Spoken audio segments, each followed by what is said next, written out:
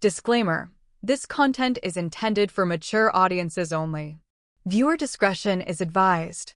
That night still lingers in my mind, the way he looked at me across the room, the way his eyes held mine for a moment too long. I told myself it was nothing. Just a passing glance, a trick of the dim light, or maybe I was just tired. But deep down, something shifted. You ever have that moment when someone looks at you like they're seeing right through you, like they already know the thoughts you're trying so hard to hide? That's what it felt like. And no matter how much I tried to ignore it, I couldn't. It started so innocently.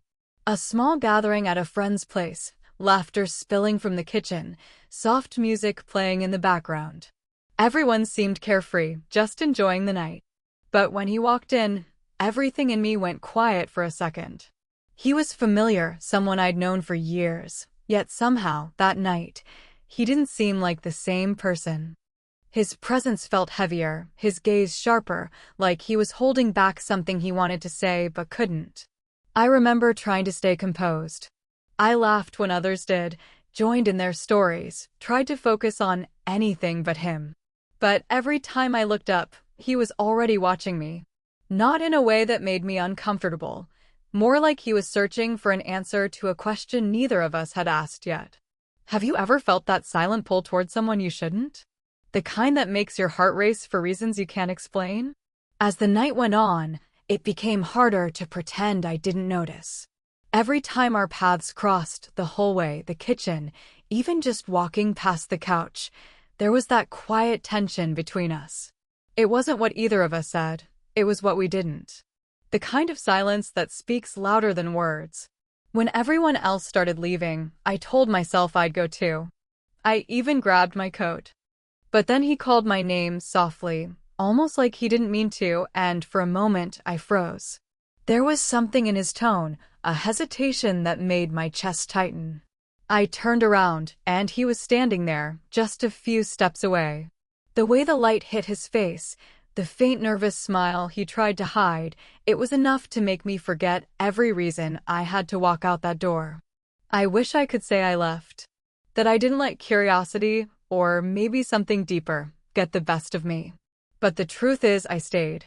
Just for a few more minutes, I told myself. Just long enough to see what he wanted to say. But those few minutes changed everything. I didn't know what I expected when I stayed that night. Maybe a short conversation to clear the air, or maybe I just didn't want to leave with questions hanging in my chest. He stood there quietly for a moment, like he was searching for the right words, his hands buried in his pockets. The laughter from the other rooms had faded by then. It was just the faint hum of the night and the two of us standing a few feet apart, unsure of what to do next. He finally spoke, his voice low, almost careful. "You've been distant lately," he said. Did I do something wrong? That question caught me off guard. I didn't realize he'd noticed. I told him it wasn't him, that I'd just been busy, caught up with work and life, but even I could hear the uncertainty in my voice. The truth was I had been distant, but not because of anything he'd done. It was because of the way I'd started to notice him differently, and I didn't know how to handle it. We'd known each other for a long time. He was part of our friend group, someone I'd trusted and talked to about almost everything. There were nights when we'd stay up late, talking about dreams, relationships, and all the things we wished we could change in our lives. It had always felt safe, comfortable. Until lately. Something had changed, and I couldn't pinpoint when or how it started. Maybe it was the way he began to listen more closely, or how his jokes carried a softer meaning when he looked at me. Maybe it was me who changed, seeing him in a light I never allowed myself to before. That night, he took a small step closer, and I could feel the quiet weight of everything we weren't saying. I kept my eyes on the floor, trying to study my thoughts. "You're quiet," he said again, his tone gentler now. "You don't have to be." I wanted to tell him that I couldn't, not with him looking at me like that. I wanted to tell him that I was scared of what might happen if I did. But instead, I just smiled, hoping it would be enough to hide the storm building inside me. We ended up sitting down in the living room, where only a small lamp glowed in the corner. The soft light made everything feel strangely intimate, like the world outside had disappeared. He asked me about my week, about things that didn't matter, but there was an unspoken question behind every word. I could feel it. Maybe he could too. Every time our eyes met, it felt like time slowed just a little more. I found myself remembering the first time we met, how easy it was to talk to him, how quickly he made people feel seen.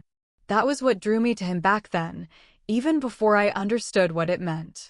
Now, sitting beside him again, that same feeling came rushing back, only deeper, heavier.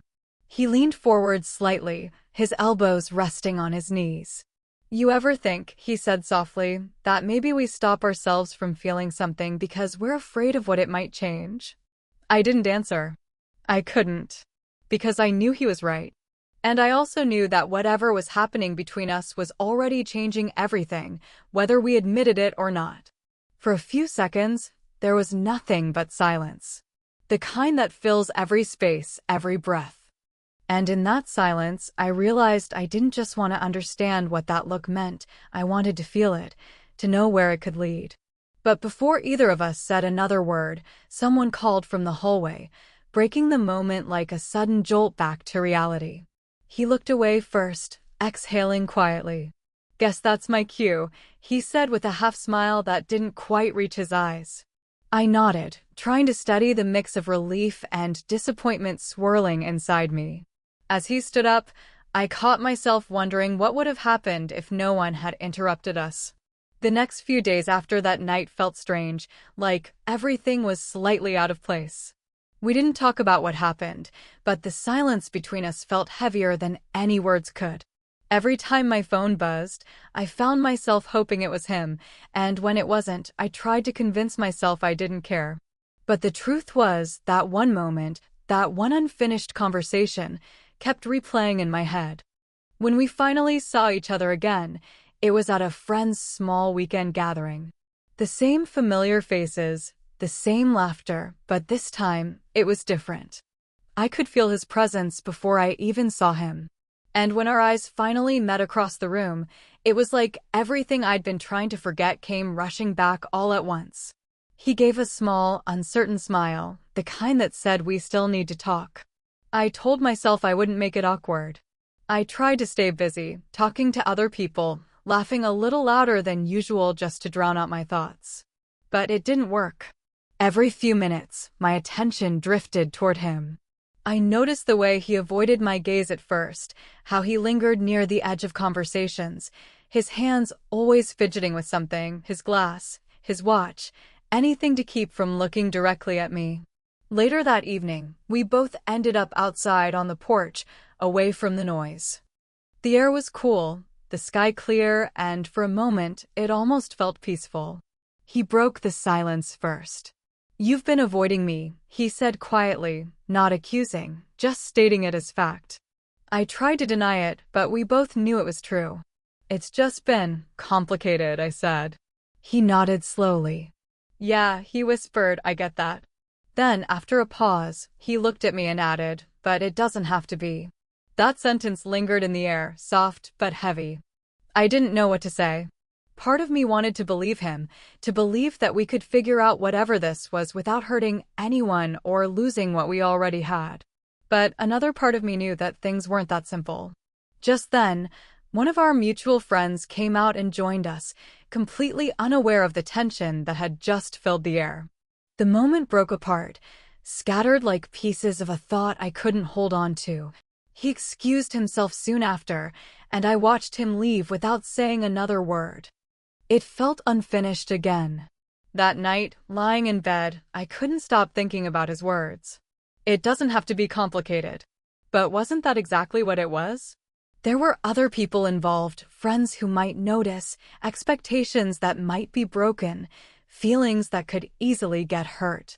And yet, despite all that, there was this pull between us that neither of us could seem to ignore. The following week, things got even more confusing. A mutual friend, unaware of everything, started hinting that he'd been talking about me more than usual, asking how I'd been, if I'd said anything about him. I brushed it off with a laugh, pretending it meant nothing, but inside, my heart wouldn't settle. Was he feeling the same way I was, or was I just reading too much into things? One afternoon, he texted me out of the blue, "Can we talk?" Just us. My heart skipped a beat.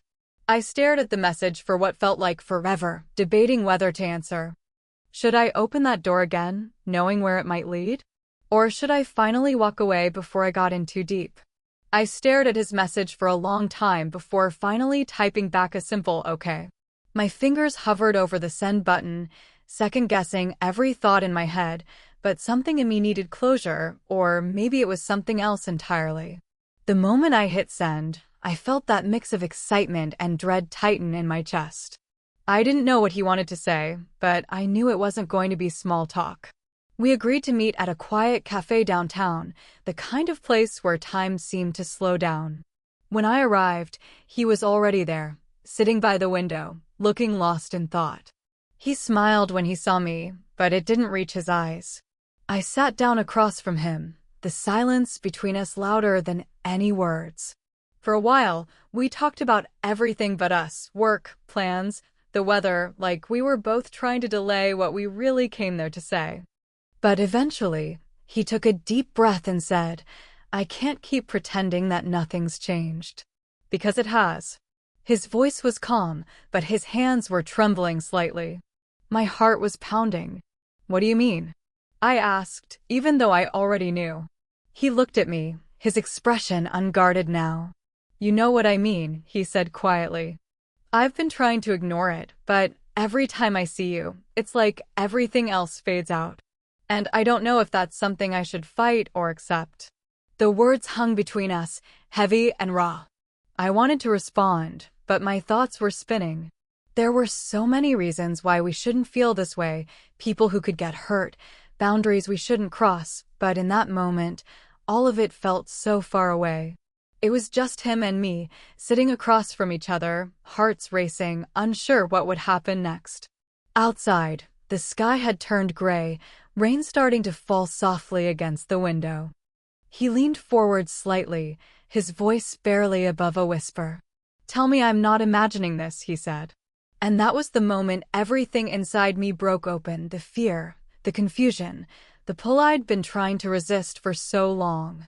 But before I could answer, my phone buzzed on the table, lighting up with a name I hadn't expected to see. The sound shattered the stillness, and suddenly reality came crashing back. He saw the look on my face and leaned back slowly, the warmth in his eyes fading into something unreadable. Neither of us said another word. The air felt thick, like the entire world was holding its breath. I wanted to speak, to explain, to fix the moment before it slipped away, but I couldn't. I didn't answer the phone right away. I just stared at the screen, frozen, the glow from it reflecting on both our faces. His eyes flicked down to the name flashing there, and I could see the shift in his expression, the quiet mix of understanding and hurt he was trying hard to hide. I turned the phone face down on the table, my heart pounding so loud I could barely breathe. "You should get that," he said softly, but his voice had changed, no longer steady, more distant now. "I'll call back later," I replied, but the damage was already done. Something in the air between us had cracked. He leaned back in his chair, staring out the window as rain streaked the glass. For a moment, neither of us said anything. The sound of the rain filled the silence, heavy and unending. Then he turned back to me, his tone quieter. "You don't have to explain," he said. "I just thought maybe this time, maybe it meant something to you too." That broke me a little. Because it did mean something, too much, probably, but I couldn't find the words to make him believe that. When I finally picked up my phone again, I saw a message that made everything worse. It wasn't just anyone calling, it was someone from my past, someone who still had a hold on my life in ways I hadn't fully let go of. The message was short, but it hit like a storm. "We need to talk. It's important." My thoughts tangled in 1,000 directions at once. Why now? Why tonight? And how was I supposed to face one storm when another was already brewing? I could feel him watching me, waiting for some kind of answer I couldn't give. I finally looked at him and said, "It's not what you think." But even as I said it, I realized how weak it sounded. He gave a small, sad smile, the kind that comes from someone who's tired of hoping. Then tell me what it is, he said. And I couldn't. Not yet.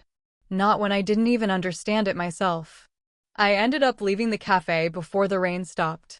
He didn't try to stop me, and I didn't look back, even though every step away felt heavier than the last. When I got home, the night felt colder, somehow emptier.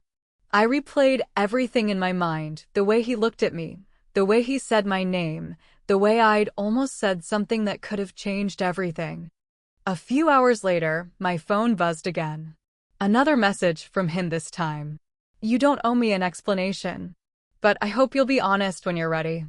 I sat there staring at the words, my heart caught between two worlds, one that felt safe, familiar, and one that terrified me because it was real. The next morning, I found out what that first message was about. The person who'd tried to call wasn't reaching out for closure, they were coming back. Moving into town. Suddenly, the past I'd spent years trying to move on from was about to collide with the present I didn't fully understand. And that's where everything started to spiral. Two people from different parts of my life, one who knew who I used to be, and one who made me question who I was becoming, were about to cross paths in ways I couldn't stop. The following week felt like walking on a tightrope. Every text, every conversation felt like it carried a hidden weight. I hadn't seen him since that night at the cafe, but I knew it wouldn't stay that way for long. Word spread fast in small circles, and when I heard that everyone was meeting again for a mutual friends gathering, I knew both he and the person from my past would be there. Part of me wanted to back out, to avoid the mess that was waiting, but another part of me needed answers. When I arrived, the atmosphere was warm and familiar, but underneath, there was tension I couldn't ignore. He was already there, standing near the corner, quiet as always, but his eyes found mine almost instantly. I felt that same pull, the same unspoken emotion that had followed us through every near conversation. Then, just as I was about to walk over, I heard my name from behind. I turned and saw the last person I wanted to see, the one from my past. It was strange, seeing both parts of my life collide in the same room. The one who had once known everything about me, and the one who was just starting to understand me in ways I didn't expect. I tried to stay calm, but it felt like the air itself was heavy. Eventually, it happened. The three of us ended up in the same space, an awkward silence hanging in the air. My past looked at him, then at me, with a knowing expression. So, they said softly, this is the one you didn't tell me about. My heart dropped. I hadn't realized how visible my feelings had become. He looked at me then, a quiet, searching look that said everything he didn't have to speak. Is that true? He asked. Was there something I didn't know? His voice wasn't angry, it was hurt. And somehow, that made it worse. I tried to explain, tried to tell him that what we had wasn't about replacing anyone or running from anything, but about something that just happened, something I couldn't ignore anymore. Before I could finish, my past interrupted, saying words I wasn't prepared to hear. I didn't come back to start over, they said. I came back to tell you I'm leaving for good. The room went silent. I realized then that all the fear I'd been holding on to of choosing wrong, of hurting someone, was for nothing. That part of my life was ending on its own. He took a deep breath and finally smiled, not out of relief, but understanding. Then maybe, he said quietly, we can stop pretending to run from what's already here. For a moment, everything felt still. But just as I started to feel the weight lift, my phone buzzed again, this time with a message that changed everything I thought I'd understood. You think it's over, but there's something you need to know before you decide anything. The night wasn't over. And maybe, neither was the story. The message on my phone kept flashing as if urging me to read it. My hands trembled slightly as I opened it, my breath catching as I saw the name. It was from the same person who'd said they were leaving for good. Before I go, you should know, he reached out to me before you ever told him how you felt. He was trying to understand how not to hurt you. I stared at the words, the room around me fading into silence. All this time, I thought he had been unsure, holding back because of fear or guilt. But the truth was so much simpler. He was trying to protect me. When I looked up, he was still there, waiting for me to say something, his expression soft but uncertain. I walked closer and handed him my phone. He read the message quietly, then looked at me with a mix of surprise and relief. "So you know now," he said, almost smiling. "I just didn't want you to think this was about anyone else." For the first time in what felt like forever, the tension between us finally eased.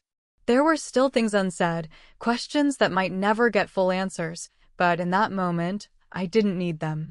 The silence between us wasn't heavy anymore, it was peaceful. The person from my past left town a few days later.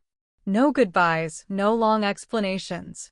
Just a message wishing me happiness, the kind that sounded like closure. It was strange how life had a way of sorting things out, even when we tried to fight against it. Over the next few weeks, everything started to feel normal again, but different, lighter. He and I didn't rush anything. We spent time talking, learning to trust what we both already knew deep down. It wasn't a perfect ending, but it was honest. And maybe that was better. Looking back now, I realize that night at the cafe wasn't just about choosing between the past and the present. It was about choosing myself, my truth. Sometimes love doesn't arrive in grand gestures or perfect timing. It shows up quietly, waiting for you to be brave enough to notice. So maybe this isn't a story about falling in love. Maybe it's a story about learning to stop running from it. What would you have done in my place? Would you have stayed, trusted the feeling, or walked away before things got too real? Comment below, I'd love to hear your thoughts. And if you think this story deserves a sequel, let me know. Maybe some stories don't end, they just change direction. Summary: after one night of unspoken tension, two longtime friends find themselves caught between past love and new feelings they can't ignore. What begins as a quiet misunderstanding turns into a powerful exploration of honesty, timing, and emotional truth. When the past unexpectedly returns, secrets surface that change everything, leading to a heartfelt realization about what love really means.